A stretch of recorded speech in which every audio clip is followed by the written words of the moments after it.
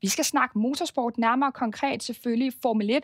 Weekendens Grand Prix var i Canada, og det løb af stablen der, hvor George Russell han endte med at vinde Max Verstappen på anden pladsen. Og det er altså også en situation mellem de to, som vi skal zoome ind på nu, hvor jeg nu kan vende mig om og byde velkommen til dig, Jason Watt, Viaplays Formel 1-ekspert. Og Jason, mange af os har selvfølgelig set situationen i går mellem George Russell og Max Verstappen. Men for god ordens skyld, Jason, så lad os da bare lige få billederne på her. Og så, Jason, kan du ikke lige tage os igennem, hvad er det, der opstår i den situation her?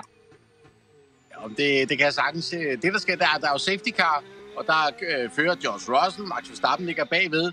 Og de helt klare regler er, at når man kører bag safety car, så må man ikke overhale hinanden. Og på et tidspunkt, så ser vi jo altså, at Max Verstappen, han ender en halv meter til en meters penge foran George Russell. Vi ser ham her, pludselig så kører Max Verstappen over i højre side af billedet.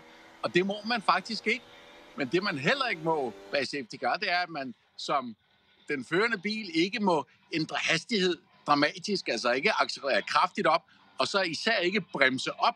Det er også ulovligt, fordi så de bagvedkørende, så kan det ind i sådan noget harmonika, hvor folk de rammer hinanden. Så der er sådan nogle ret klare retningslinjer for, hvad man må og ikke må, når man kører bag safety car.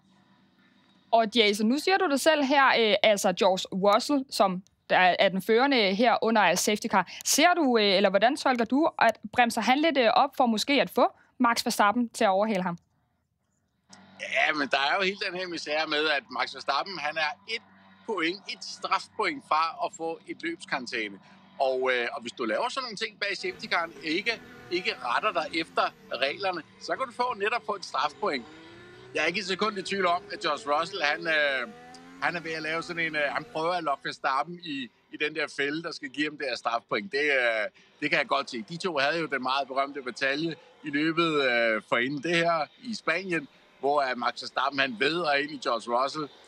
Max Verstappen fik så sin straf for det, og der skete ikke noget med George Russell. Men sådan en som racerkører, der ved man godt, at en George Russell, han har skrevet den der op i sin sorte bog, og så tænker han, hvis en dag får chancen for at give noget igen til Max Verstappen, så gør jeg det, og det fik han så her. Man kan så diskutere, hvor sportsligt korrekt det er. Han forsøger at lokke Max Verstappen i en fælde, der potentielt kan give ham en løbskarantæne. Det er jo nok lidt ufint, når det kommer til stykket. Og Jason, i går, der sagde du jo i Formel 1's nedtakt, at du synes, der var nogen, der burde blive straffet. I dag, der har vi jo fået afgørelsen og konsekvenserne på, at hverken George Russell eller Max Verstappen får nogen straf. Men synes du så, at George Russell her skulle have haft en straf for at, så at sige, lokke Verstappen lidt i fedtefadet her?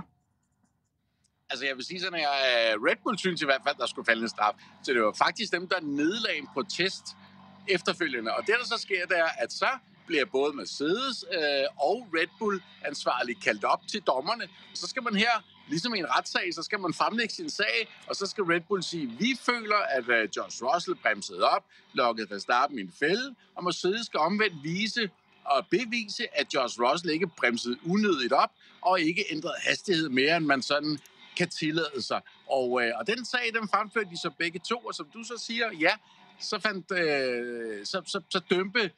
besluttede dommerne, at der skulle ikke dømmes videre i den sag, og hvad kan jeg sige, frikendte så en George Russell. Og jeg har det sådan lidt, prøv at høre, der var enten frispark, eller så var der ikke. Den ene, han forsøgte at filme sig, enten så filmede George Russell, forsøgte at filme sig til frispark, så skal man have det gule kort, så skulle han have haft et strafpoint for det, eller også så kan man sige, så var der frispark, så var det Max Verstappen, som overhalede George Russell, uden at der var egentlig nogen grund til det, og så burde han have haft en straf for det, og den overbevisning er egentlig stadigvæk lidt af. Man kan selvfølgelig omvendt sige, come on, var det drengestreger? Er det, hvad der sker? Men prøv at den var ikke gået i fodbold. Hvis du forsøger at filme dig til et frispark, og de går over og kigger VAR-billeder, og du ligger derned og tager dig til anklen, uden du blev ramt, så får du altså et gult kort.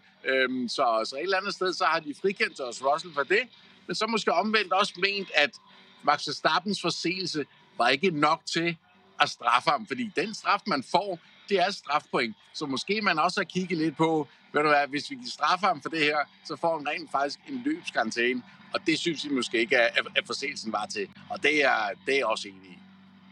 Men Jason, må det godt spille en rolle, hvis jeg tillader mig lige at tilføje det her, fordi Red Bull, de jo også lykkes med at få Derek Warwick ud som løbskommissær. Kan det have hjulpet i den her sammenhæng? Det kan det potentielt godt. Den sag kort ridset op, det er, at der er 4 dommere, løbskommissærer udtaget til hver løb, og Derek Warwick, tidligere engelsk Formel 1-kører, han havde så udtalt i et interview kort inden løbet, at han synes rent faktisk, at Max Verstappens batalje med George Russell i Spanien burde have givet en løbskarantæne til Max Verstappen. Det læser Red Bull så i det interview og siger, så en dommer kan vi ikke have siddende. Vi kan ikke have siddende en dommer, som har et horn i siddende på en Max Verstappen, som egentlig synes, han skulle have haft en strengere straf end den, han fik. Sådan en kan vi ikke have siddende. Og så blev han sendt hjem. Han var taget ud til Canada og hele. Så blev han sat på en flyver hjem. Og så indhenter man i stedet for en dommer, som det var sådan lidt på en Skype-forbindelse. Han rejste så ikke ud til Canada, men det blev så Enrique Banoldi, som sjovt nok er tidligere Red Bull Formel 1-kører.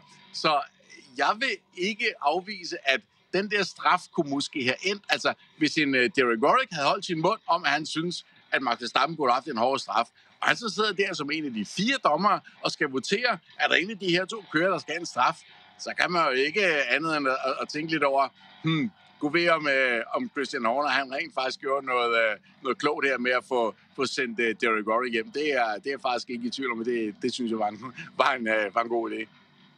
Jason, sidste Formel 1-sæson, der så vi jo også bataljer mellem de 2 kører her, Max Verstappen og George Russell. Hvad er det, der er imellem de 2? Er der også noget personligt spil iblandt? Ja, det vil sige, der er.